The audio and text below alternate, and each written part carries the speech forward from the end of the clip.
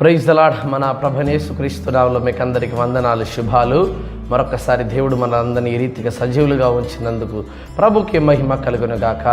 ఈ దిన దేవుని వాగ్దానము హెజ్కేలు గ్రంథము 36వ అధ్యాయము 11వ వచనం.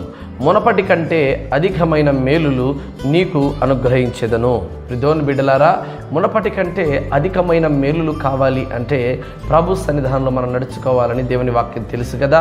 అయితే మునపటి సంగతులను జ్ఞాపకం చేసుకొనకుడి, పూర్వపు సంగతులను మీరు తలంచుకొనకుడి అని దేవుని వాక్యం తెలియజేస్తూ ఉంది యెషయా గ్రంథంలో. అయితే మునపటి సంగతులను గడిచిపోయిన కాలంలో నువ్వు ఏ రీతిగా ఓటమి పాలయ్యేమో, అయితే ఎప్పుడైతే నీవు ఈ ఓటమిని చవి చూసావో ఇక నా జీవితంలో ఏ మేలు జరగదని బాధపడి కుమిలిపోతున్నావా, అయితే దేవుని యందు విశ్వాసం ఉంచు. అనగా పేతురు గారు రాత్రంతా చేపలు పట్టారు, అయితే ఒక్క చేప కూడా దొరకలేదు, ఒక్క మేలు కూడా దొరకలేదు ఆయనకు.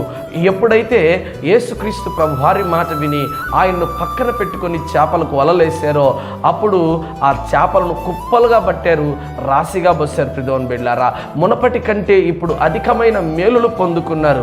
ఈరోజు నువ్వు అధికమైన మేలు పొందుకోవాలా, అయితే నీ తల్లిని నీ తండ్రిని సన్మానించుమని ఎఫెసీయులకు రాసిన పత్రిక 6వ అధ్యాయము 2వ వచనాన్ని చూడగలిగితే, నీకు మేలు కలుగునట్లు నీ తల్లిని నీ తండ్రిని సన్మానించుము అని దేవుని వాక్యం తెలియజేస్తూ ఉంది.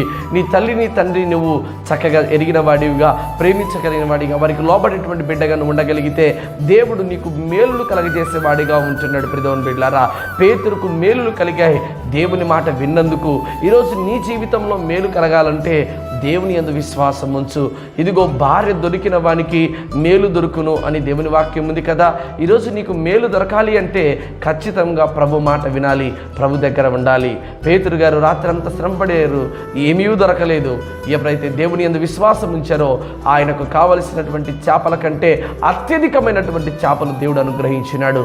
ఈరోజు నీకు కావలసినటువంటి మేలుల కొరకు ఎదురు చూస్తున్నావా, అయితే అడిగిన వాటికంటే ఊహించిన వాటికంటే అత్యధికమైన మేలులు నా దేవుడు ఈ దినాన్ని నీకు దయచేయబోతున్నాడు. కాబట్టి దేవుని యందు విశ్వాసం ఉంచు, ఆయన తప్పకుండా నీకు అధికమైన మేలులు ఈ దినాన్ని దేవుడు నీకు అనుగ్రహించును గాక.